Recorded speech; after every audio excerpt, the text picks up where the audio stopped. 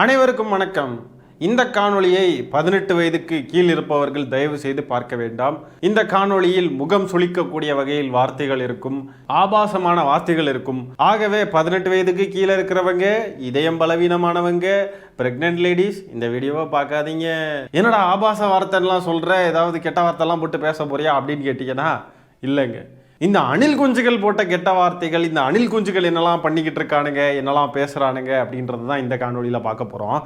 ஏன்னா இவனுங்க சமூக வலைத்தளங்களில் என்ன பண்ணுறானுங்கன்னா, ரொம்பவே யோக்கிய சிகாமணிகளாகவும், இவனுக்கு ரொம்ப புனிதர்களாகவும், இவங்க அண்ணன் பெரிய புனிதராகவும் அப்படி இவனுங்க ப்ரொஜெக்ட் பண்ண ட்ரை பண்ணிக்கிட்டு இருக்கானுங்க. இந்த ஃபெலிக்ஸ் ஜெரால்டு சமீபத்தில் சொல்கிறாரு, எல்லாரும் மடக்கு ஊதின்ற வார்த்தையை பப்ளிக்கில் எப்படி யூஸ் பண்ணுறீங்க, இது எப்படி உங்களால் பேச முடியுது, இவங்கெல்லாம் எப்படி இவங்க குடும்பத்துக்கிட்ட எல்லாம் இந்த வார்த்தையெல்லாம் யூஸ் பண்ணுவாங்களா, குடும்பத்தில் இருக்கிறவங்க கிட்ட போயிட்டு இந்த மாதிரி வார்த்தையெல்லாம் நான் பேசியிருக்கேன்னு சொல்லி காட்டுவாங்களா, சி ஒரே கெட்ட பசங்களாக இருக்காங்க இவங்க அப்படின்ட்டுலாம் ரொம்ப யோக்கிய சிகாமணி மாதிரி பேசினாரு.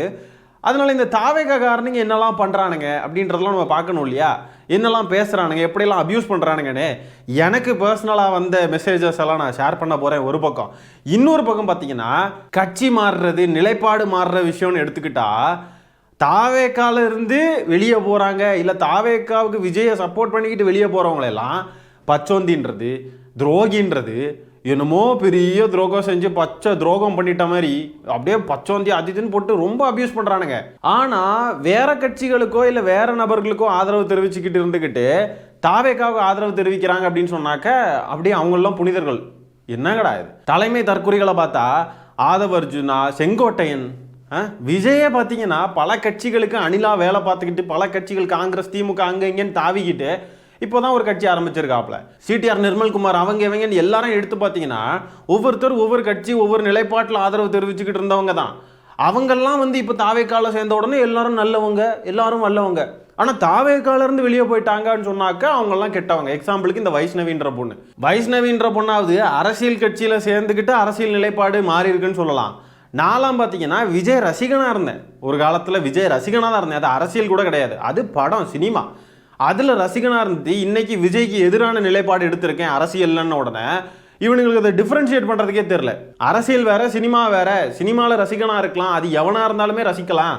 ஆனால் அரசியல்னு வரப்போ அதே நிலைப்பாட்டில் இருக்க முடியாதுன்றது இவனுங்களுக்கு புரிய மாட்டேங்குது. இப்போ கூட பாருங்கள், இவனுங்க என்னெல்லாம் பண்ணுறானுங்கன்றதை எடுத்து நான் வீடியோ போட்டேன்னா இவனுக்கு என்ன பண்ணுவானு தெரியுமா, நான் முன்னாடி விஜய் ரசிகனாக இருக்கிறப்ப ஏதாவது காணொலி எல்லாம் போட்டிருப்பேன், அதை எடுத்துகிட்டு பிச்சைக்காரனுங்க மாதிரி இருந்து பாருங்க இப்படிலாம் இருந்திருக்கா அப்படின்ட்டுலாம் தூக்கிட்டு வருவானுங்க.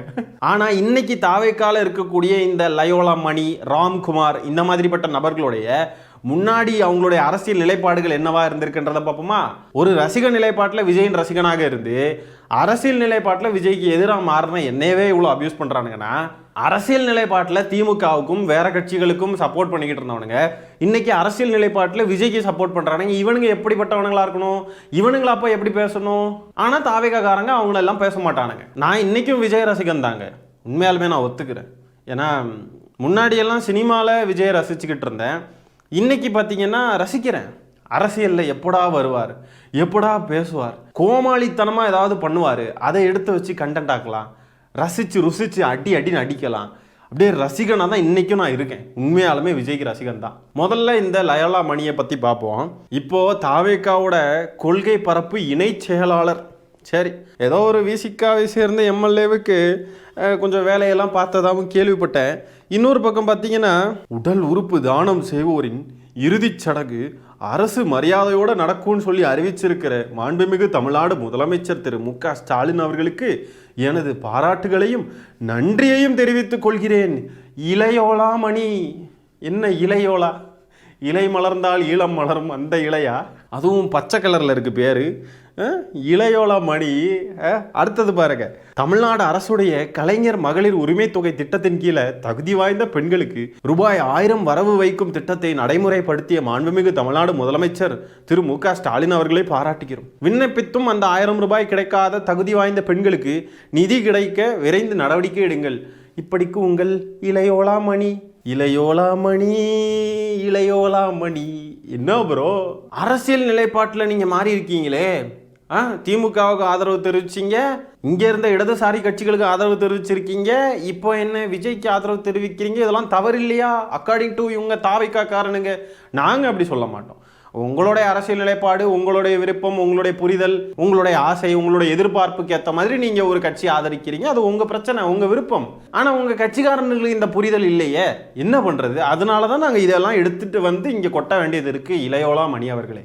அடுத்தது ராம்குமார் என்ற நபர், தாவேகா மாநில சமூக ஊடக இணை ஒருங்கிணை. என்ன பெரிய பேர் அம்மா. இவர் பாருங்க, நாம ஜெயிச்சிட்டோம் மாறா, கருப்பு சிவப்பு ஹார்ட், திமுகவை குறிக்கும் விதமாக முதலமைச்சர் ஜெயிச்சிட்டார் அப்படின்னு சொல்லிட்டு 2021 மேல வந்து பதிவு போட்டிருக்காப்புல. இவரும் திமுகவுக்கு ஆதரவு தான். ஏன் ப்ரோ பச்சோந்தி ராம்குமார், உங்களையெல்லாம் ஏன் யாரும் தாவேக்காரனுங்க பச்சோந்தின்னு சொல்ல மாட்டேங்கிறானுங்க? ஆதவர்ஜுனா, நீங்க, இளையோலாமணி, சிடிஆர் நிர்மல்குமார், விஜய், எல்லாம் செங்கோட்டையன், எல்லாம் பச்சோந்திகள் தானே நீங்க. உங்களை மட்டும் ஏன் யாரும் பச்சோந்தின்னு சொல்ல மாட்டேங்கிறாங்க? இது மட்டுமா? இங்க பாருங்க, திமுக ஆட்சி மலரும், முடியட்டும் விடியட்டும்.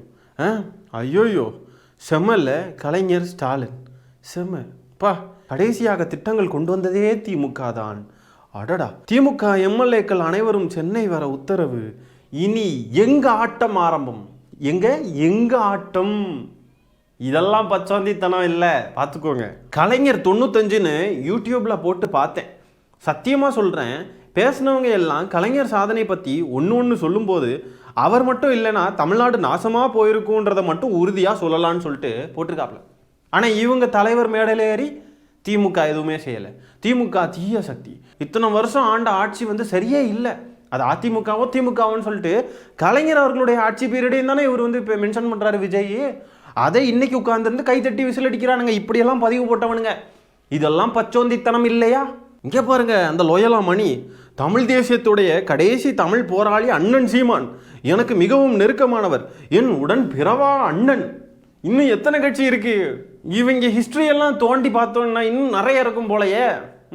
சரி, இதெல்லாம் ஒரு பக்கம் இருக்க, இந்த தாவேக்காரனுங்க ரொம்ப புனித உத்தமர்கள் மாதிரி இவனுங்க பேசிக்கிறானுங்க இல்லையா? இந்த வார்த்தையெல்லாம் எப்படி பேசுறாங்க? மடக்கு ஊதின்ற வார்த்தை, சே ரொம்ப கெட்ட பசங்க அப்படின்லாம் பேசுறாங்க இல்லையா? தாவேக்காரனுங்க எப்படிப்பட்ட வார்த்தையெல்லாம் யூஸ் பண்றானுங்கன்றதெல்லாம் பார்ப்போமா? நல்லா நோட் பண்ணிக்கோங்க. இப்போ நான் உங்களுக்கு போட்டு காட்ட போறது, பார்க்க போறது எல்லாமே பார்த்தீங்கன்னா அவனுங்க குறைஞ்ச அளவில் அவனுங்க யூஸ் பண்ண வார்த்தைகள், அவனுங்க திட்டுறதுக்கு பேசுறதுக்கெல்லாம். அவனுங்க டாப் லெவலில் பேசக்கூடியதெல்லாம் நான் இங்கே பகிர போகிறது இல்லை. குறைந்த அளவில் அவனுங்க பேசுனதையே நான் போட போகிறேன். அதுவே எந்த லெவலில் இருக்குன்றதை நீங்கள் பாருங்கள். இதுக்கு பிறகு வரக்கூடியதெல்லாம் கெட்ட வார்த்தைகள், அப்யூஸ் எல்லாமே தான் இருக்க போகுது. அதனால கொஞ்சம் சென்சிட்டிவான பீப்புள், இந்த கெட்ட வார்த்தைகளே வந்து கேட்டாவே ஒரு மாதிரி ஆயிரும்னு நினைக்கிறவங்கலாம் இந்த காணொலியை இப்போவே ஸ்கிப் பண்ணிட்டு வெளியே போயிருங்க. இப்போ நீங்கள் பார்க்க போகிறது எனக்கு பர்சனலாக வந்தது. எனக்கு இப்படியெல்லாம் அனுப்புகிறானுங்கன்னா யோசிச்சு பாருங்க, பெண்களோட நிலைமை எப்படி இருக்கும்? பெண்கள், அரசியல் பேசக்கூடிய பெண்கள், தாவேக்காவை எதிர்க்கக்கூடிய பெண்களை எல்லாம் எந்த மாதிரி மோசமாக அபியூஸ் பண்ணுவானுங்கன்றதை நீங்களே கற்பனை பண்ணிக்கோங்க. நிஷ்வின், நீ ஒரு சைக்கோ கில்லர் அப்படின்னு ஒருத்தர் அனுப்பியிருக்கான். நான் சைக்கோ கில்லரா? உங்க அண்ணன் தாண்டா சைக்கோ கில்லர், தற்குறி. 41 பேரை நெருக்கி சாவடிச்சிங்களே. காவல்துறை சொன்ன நிபந்தனை எதையுமே கடைபிடிக்காம அத்தனை மக்களை நெருக்கி இன்னும் கூட்டம் கூடணும் கூட்டி அத்தனை மக்கள் இறந்து போனாங்க. முன்னாடி இந்த கரூர்ல இறந்ததுக்கு முன்னாடி கூட நிறைய பேர் இறந்துருக்காங்க, மயக்கம் அடைஞ்சு விழுந்திருக்காங்க. அதையெல்லாம் பார்த்துக்கிட்டு கூட கொஞ்சம் கூட பாடமே கத்துக்காம கரூர்ல அத்தனை மக்களை நெருக்கி சைக்கோ மாதிரி கூட்டத்தை காட்டணும், திமுக கூட்டம் கூட்டியிருக்கு, நம்ம வந்து இன்னும் நல்லா கூட்டம் கூட்டணும்னு சொல்லிட்டு வெறி பிடிச்சு போய் நாமக்கல்ல இருந்து மக்களை எல்லாம் கூட்டிட்டு வந்து கரூர்ல கூட்டம் வந்து நெருக்கி சாவடிச்சுட்டு ஓடுனான்ல. ஓடி போய் 4 நாளைக்கு ஒரு வீடியோ போட்டு ஒரு மாதிரி நக்கல் அடிச்சுக்கிட்டு ஒரு மாதிரியா பேசினா தெரியுமா ஒரு டோன்ல? அவன் தாண்டா சைக்கோ. டி போண்டா அமித்தியா இரு. இது இந்த அண்ணா பண்றீங்க குரூப், அண்ணா பண்றீங்க சப்பிட்டையா அந்த குரூப்.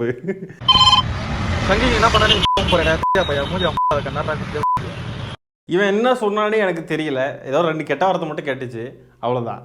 டேய் அழிக்கிறதே விஜய் கோலம். விஜய் போட்டாங்களா அழிச்சுங்கிறான். நீ என்ன புதுசாக ஒரு இடம் பையா உங்க அம்மா கூட்டியான் அப்படிங்க கூட்டியான் வைக்க அடி பையா எவ்வளோ வாங்கின போட்டா கூட்டியான் கேட உங்க அம்மா 9 கோடி அடுத்து பையா உங்க அம்மா டே உங்க அம்மா 200 ரூபாய் பாடு டே உன் சிலியான் வைக்க உங்க வாயிலியான் வைக்க தெவல் பண்ண பாடு டே உங்க அம்மா கூட்டியான் வைக்க அடி தெவல் பையா. விஜய் கோலத்தை அழிச்சுன்னு போறானுங்க. அவனுக்கு உங்க அம்மா எதிராக சொல்றாங்க, உங்க அம்மா மட்டும் உலக உங்க வாயிலியான் போய் சுலியான் பா. எப்படி கட்சி கொள்கை எப்படி பேசுறானுங்க பார்த்தீங்களா? செம்மையா பேசுறானுங்கல்ல கட்சி கொள்கையெல்லாம். தாவேக்காவுடைய கொள்கை யாருக்கும் தெரியாது அப்படின்னு சொன்னா இதுதான் பார்த்துக்கோங்க. எவ்வளோ அழகா பேசினார் பார்த்தீங்களா இந்த நபர். இப்போ ஃபெலிக்ஸ் ஜெரால்டு வந்து இதெல்லாம் எடுத்து பேசுவாரா? ச்சே, எப்படி வந்து ஒரு யூடியூபர் கிட்ட, ஒரு யூடியூபர் தான் நான், அவ்வளோதான், ஒரு யூடியூபர் கிட்டேயே இப்படி வந்து கதறானுங்க, வந்து இப்படி கெட்ட கெட்ட வார்த்தையாக பேசுகிறானுங்க. இந்த மாதிரி கெட்ட வார்த்தை போடக்கூடியவனுங்க இவங்க குடும்பத்தில் இருக்கவங்க கிட்ட போய் நான் இப்படி கெட்ட வார்த்தை போட்டு ஒருத்தனை திட்டுனேன் அப்படின்ட்டுலாம் சொல்லுவானுங்களா? மடக்கு ஊதி இவங்க கட்சி சின்னம்னு சொன்னதுக்கு அவ்வளோ கதறீங்களே. இவனுங்க என்னெல்லாம் பேசுகிறானுங்க. இதெல்லாம் நான் திருப்பவும் சொல்கிறேன், இதெல்லாம் வந்து கம்மி. நாள் கணக்கில் உட்காந்துருந்து கெட்ட வார்த்தை போடுவானுங்க, வித்தியாசமாக மாடுலேஷன்லலாம் பேசுவானுங்க. அதெல்லாம் போட்டால் அது தாங்காது. இதெல்லாம் ரொம்ப ரொம்ப கம்மி. இந்த மாதிரி பேசக்கூடியவனுங்களுக்கெல்லாம் அவனுங்களுடைய புகைப்படத்தை ப்ரொஃபைல் ஃபோட்டோவாக வைக்கிறதுக்கு கூட தைரியம் கிடையாது. துணிச்சல் இல்லாத கோழைகள், தலைவனை மாதிரியே கோழைகள், ஓடுகாலிகள். புகைப்படத்தை தான் வச்சு பார்க்கலாம்ல, அதுக்கப்புறம் தெரியும்ல. நேரில் வந்து பேச மாட்டானுங்க. ஏன்னா நேரில் நின்று பேசினா என்ன நடக்குன்றது அவனுங்களுக்கு நல்லா தெரியும். இந்த மாதிரி பின்னாடி பேசிக்கிட்டு ஓடிடுறது எங்கே ஓடுவானுங்கன்னே தெரியாது. அதனால இந்த கோழைகளெல்லாம் பார்த்து நம்ம வந்து இதற்கெல்லாம் ரியாக்ட் பண்ணுறதும் கிடையாது, எதுவும் கிடையாது. இவனுங்க இப்படி தான் ஏதாவது பேசிட்டு கிடப்பானுங்கன்னு விட்டுறது. இந்த காணொலியை தாவேக்காரனுங்க எப்படிப்பட்ட திருப்பொறுக்கிகளாக இருக்கானுங்கன்றதை அம்பலப்படுத்துறதுக்கு தான் பல இடத்துல அம்பலப்படுத்தியிருக்கோம். இதுவும் அதில் ஒன்று. இதுக்கு மேலே இவனுங்க பேசுகிறதெல்லாம் பார்க்குறதுக்கோ கேட்குறதுக்கோ நம்மளால முடியாது. ஏன்னா எடிட் பண்ணுறப்போ நிறைய இந்த கட் பண்ண வேண்டியது இருக்குது. வார்த்தைகள்லாம் பெரிய வேலையாக இருக்குங்க. நிறைய மெசேஜஸ் இருக்குது. நான் தேடி கண்டுபிடிச்சி எதெல்லாம் வந்து கம்மியாக பேசியிருக்கானுங்கன்றது தான் இப்போ உங்களுக்கு போட்டு காட்டியிருக்கேன். இதுதான் தாவேக்கா. ஆனால் இதில் ஹைலைட் என்னன்னா, ஒருத்தனுக்கு கூட நம்மளை தைரியமாக நின்று எதிர்த்து ஃபேஸ் பண்ணி சண்டை போடுறதுக்கு துப்போ திராணியோ கிடையாது. இப்போ நான் திருப்பி ரிப்ளை பண்ணேன், இல்லை கால் பண்ணேன், இல்லை நேர்லேயே தான் போய் பேசிட்டோன்னு வைங்களேன், திருச்சிட்டு ஓடுவானுங்க. இதுதான் இவனுங்க 1 நம்பர் கோழைகள். ஓடுகாலிகள் இவனுங்க தான். ஆனால் நமக்கு ஒன்றும் இவனுங்க கிட்டலாம் உட்காந்துருந்து பேசுகிற அளவுக்கு நம்ம வெட்டியெல்லாம் இல்லை. இவனுங்கள மாதிரி உட்காந்துருந்து வாய்ஸ் மெசேஜ் போட்டு இவனை ஏதாவது திட்டுவோன்னு சொல்லி உட்காந்துருந்து திட்டுறானுங்க பாருங்க. அந்த அளவுக்கு வெட்டியான தண்டங்களாக ஒன்றும் நம்ம கிடையாது. நமக்கு 1008 வேலை இருக்குது. டைமே பத்த மாட்டேங்குது. நமக்கு ஒரு நாளில் 24 மணி நேரம் சுத்தமாக பத்த மாட்டேங்குது. 1008 வேலை தலைக்கு மேலே சுமந்துக்கிட்டு ஓடிக்கிட்டு இருக்கோம். நாய் இருக்குல்ல, நாய் ஒருத்தன் வண்டியில் போகிறான்னா அவனை பார்த்து குறைச்சிக்கிட்டே இருக்கும். அதே நம்ம லைட்டாக வண்டியை நிறுத்திட்டு திரும்பி பார்த்தோன்னு வைங்களேன், அப்படியே அமைதியாகி கம்முன்னு ஓடி போயிடும். அதுதான் இவனுங்க, இந்த நாய் தான் தாவேக்காரனுங்க. அதுக்காக ஒருத்தன் வண்டியை நிறுத்தாமல் அவன் பாட்டுக்கு அவன் போயிட்டு இருக்கான் அப்படின்றதுக்காக அவன் வந்து பயந்துருக்கான் அப்படின்லாம் அர்த்தம் கிடையாது.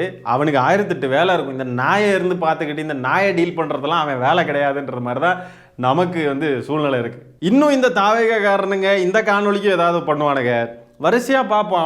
அவனுங்களுடைய கொள்கைகளை வந்து நம்மக்கிட்ட பேசுவானுங்க. பேசுகிறப்போ நம்ம வந்து அவனுக்கு கொள்கைக்கு நம்ம ரிப்ளை கொடுக்கலாம். ஒரு கட்சி எப்படி செயல்படுதோ அதுக்கேற்ற பதில், அதுக்கேற்ற கண்டென்ட் தானே நம்ம பண்ண முடியும். என்னமோ வந்து மடக்கு ஊதின்னு சொன்னதுக்கு ஊரே கடந்து கூட்டி வச்சு ஒப்பாரி வச்சு அழுறாங்க. மடக்கு ஊதின்னு சொல்கிறாங்க. இருக்கிறத சொன்னால் கோவம் வருது, தாங்கிக்க முடியல இந்த நாய்களால். இவனுங்க தலைமுறையாக எடுத்து வச்சு கெட்ட வார்த்தை போட்டு அபியூஸ் பண்ணுறானுங்களே. ஏன் நிலைமையே எப்படின்னா, பெண்கள் நிலைமையெல்லாம் யோசிச்சு பாருங்க. அவ்வளோதான். அந்த பெண்களுடைய ப்ரைவேட் பார்ட்ஸ் முதற்கொண்டு அந்த பெண்களை கண்டவங்க கூட எல்லாம் வச்சு பேசி அது இதுன்ட்டு அவங்களுடைய ப்ரைவேட் லைஃப் முதற்கொண்டு எல்லாத்தையும் இழுத்து போட்டு எவ்வளோ கொச்சப்படுத்துவானுங்க. அந்த பெண்களுக்கு எவ்வளோ மன உளைச்சலை கொடுப்பானுங்கன்றதை கற்பனை பண்ணிக்கோங்க. நமக்கெல்லாம் பிரச்சனை இல்லை. ஆனால் அரசியலுக்கு வரணும்னு நினைக்கக்கூடிய பெண்கள், அரசியல் செய்யணும்னு நினைக்கக்கூடிய பெண்கள், அது எந்த கட்சிக்காரங்களாக இருந்தாலும் சரி, தாவேக்கால இருக்கிற பெண்களை இது மாதிரி நம்ம அபியூஸ் பண்ணிக்கிட்டு இருக்கோமா? அன்னைக்கு ஒரு பெண்ணு முதலமைச்சரை பார்த்து அவர் ஒரு சரியான ஆம்பளையாக இருந்தான்னு சொல்லிட்டு ஒரு பெண்ணு பொதுவில் பேசுகிறாங்க. பொதுவிலேயே இப்படி பேசுகிறாங்கன்னா ப்ரைவேட்டாக போய் எப்படி பேசுவாங்க? அப்படி பேசின பெண்ணை கூட இவங்களுக்கு பேச தெரியலன்னு சொல்லிட்டு அவங்கள கண்டித்து தான் அவங்கள விமர்சனம் பண்ணியிருக்கோம்.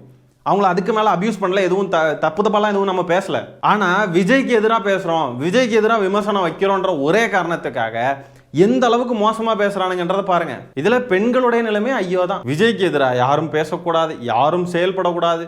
ஆனால் இவனுங்க மட்டும் எல்லாருக்கும் எதிராகவும் செயல்படுவானுங்க, எல்லாருக்கும் எதிராகவும் பேசுவானுங்க, அபியூஸ் பண்ணுவானுங்க. எதிராக பேசுறது செயல்படுறதெல்லாம் கூட விட்டுருங்க. அது அரசியல் செயல்பாடு, அரசியல் எதிர்ப்பு, அரசியல் விமர்சனம்னு எடுத்துடலாம். இந்த மாதிரி கெட்ட வார்த்தை போடுறது, அபியூஸ் பண்ணுறதெல்லாம் எப்படி நம்ம பார்க்குறது? இவனுங்க மட்டும் வேற கட்சிக்கு தாவுவானுங்க, வேற ஆட்களுக்கு வந்து சப்போர்ட் பண்ணுவானுங்க, எல்லாம் பண்ணுவானுங்க. ஆனால் அவனுங்க கிட்ட இருந்து யாராவது வெளியே வந்துட்டா அவ்வளோதான், ஒட்டுமொத்த தலைமுறையும் தோண்டி போட்டு கேவலப்படுத்தி கொச்சப்படுத்துவானுங்க. இதுதான் தாவேக்கா, வெர்ச்சுவல் வாரியர்ஸ், அபியூசர் கூட்டம். தெரிஞ்சுக்கோங்க. இந்த காணொலிக்கு தாவேக்காரனுங்க ஏதாவது ரியாக்ட் பண்ணணும்னு நினச்சி ஏதாவது பண்ணானுங்கன்னா இப்போ காட்டுனதெல்லாம் வேற, இதுக்கு மேலேயும் போவேன், ஒன்று ஒன்றா எடுத்து விடுவேன். தாவேகா கட்சியில் இருக்கக்கூடிய ஒவ்வொரு நபர்கள், முக்கியமாக முகம் தெரிந்த நபர்கள், ஒவ்வொருத்தரையாக அம்பலப்படுத்த வேண்டிய சூழல் வரும். அதுக்கப்புறம் என் கையில் ஒன்றும் இல்லை பாஷே. மைடியர் தாவேகன்ஸ் வட்டாமமே, இந்த காணொலியை நான் முடிச்சுக்கிட்டாமே. ஆகவே மக்களே, இந்த காணொலியை நான் இத்துடன் நிறைவு செய்து கொள்கிறேன். நன்றி, வணக்கம்.